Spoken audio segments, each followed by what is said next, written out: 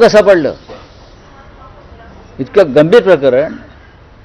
छत्रपतींच्या भूमीमध्ये साताऱ्यात एक खतरनाक ड्रगचा कारखाना सापडतो. मुंबईचे पोलीस जाऊन त्याच्यावरती रेड टाकतात. साताऱ्याचे नाही, सातारच्या पोलीस अधीक्षकाने वाचवायचा प्रयत्न केला. मुंबईचे पोलीस जाऊन तिथे रेड करतात.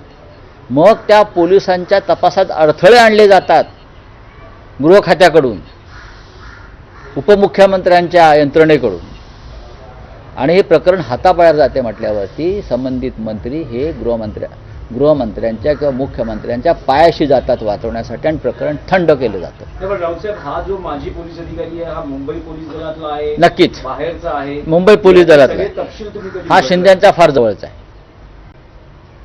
हा शिंद्यांचा अत्यंत जवळचा, शिंद्यांचा शार्प शूटर आहे तो. त्याचा संबंध आहे तिथे. हा नशेचा पैसा राजकारणात आणला जातोय, लक्षात घ्या.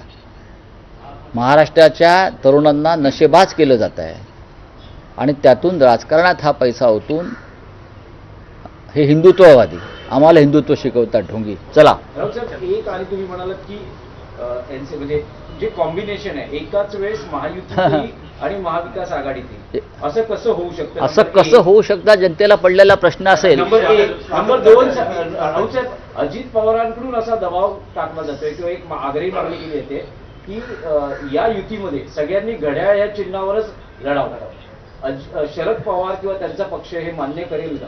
आता हे मी कसं काय सांगू? बघा, शरद पवारांचा एक स्वतंत्र पक्ष आहे. शरद पवार यांची एक भूमिका असते, विचारसरणी आहे ती जातीय व धर्मांध शक्तींच्या विरुद्ध लढण्यासाठी. शरद पवार हे पुरोगामी विचारांचे आहेत. शरद पवार यांनी त्यांच्या जीवनभर भाजपसारख्या प्रवृत्तींशी लढण्यामध्ये त्यांचं आयुष्य घालवलेलं आहे आणि आम्हीसुद्धा त्यांच्याबरोबर त्या लढ्यामध्ये अनेकदा उतरलेलो आहोत. त्याच्यामुळे भविष्यामध्ये त्यांचा पक्ष कोणत्या दिशेने जाणार आहे हे शरद पवार साहेबच ठरवू शकतात. आणि विलिनीकरणाचे संकेत आहेत का? मला असं वाटत नाही की विलिनीकरण होईल. मी जे काय पवार साहेबांना ओळखतो आणि त्यांच्या विचारसरणीला मी जे काय ओळखतो, ही विलिनीकरणाची प्रक्रिया होईल असं मला वाटत नाही. मी एकदा पवार साहेबांना प्रश्न विचारला होता सहज एका बैठकीत, तेव्हा त्यांनी हे अशक्य आहे सांगितलं.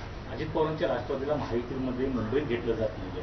जर अजित पवारांचा पक्ष जर तुमच्यासोबत युतीकडे नाही शक्य आहे का? नाही तुम्ही स्वागत करू असं म्हणताय? नाही नाही आम्ही त्यांनी 2 पवार एकत्र येऊन जर भाजपचा पराभव करणार असतील तर म्हणतोय मी. पण ते असंही म्हणतात जर पुण्यामध्ये तुम्ही जर त्यांच्या सोबत गेलात, म्हणजे ठाकरे बंधू जर सोबत आले, ती ताकद अजून वाढेल. का असं कोण म्हणतंय? राष्ट्रवादीचे कोणती राष्ट्रवादी? नाही, आमची आता पुण्यामध्ये महाराष्ट्र नवनिर्माण सेना आणि शिवसेना या दोघांमधलं जागा